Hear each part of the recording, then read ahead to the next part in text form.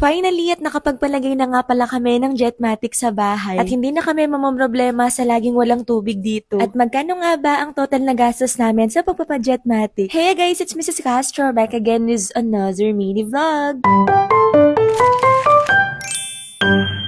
For today's vlog, maaga nga kaming bumangon ngayon kasi nga bibili kami ng mga gamit sa papalagay naming Jetmatic mamaya. Finally talaga guys, at matutuloy na talaga this time. Ewan ko, hindi na talaga namin kayang magtiis sa prime water kasi araw-araw talaga walang tubig. Mula umaga pa naman hanggang gabi yun. At kapag ka wala pa namang tubig sa bahay, parang ang dami mong hindi nagagawa, no? Sabi nga nila, okay lang na mag-brown out or mawalan ng kuryente, wag lang talaga yung tubig. Parang nakakatamad gumalaw sa bahay kasi kapag walang tubig, no? Kaya naman, tara isasama ko kayo sa buong araw na nangyari sa amin. Nagbiyahe nga kami madap-dap hanggang dito sa Dao dahil nga dito kami bibili ng mga kagamitan. Suki na nga daw yung father-in-law ko dito kasi usually dito talaga sila namimili. Kasama nga namin siya kasi wala naman din kaming idea sa mga ganito. Hindi nga pala kami nagpakontrata at kami mismo yung bumili ng mga gamit. And then may kakilala naglalagay ng Jetmatic yung father-in-law ko kaya naman nakatipid din kami. Yung tangke nga na binili namin 7,000 and then yung mismong makina 4,500. Bali yung total na binili namin dito sa place na to 11,500.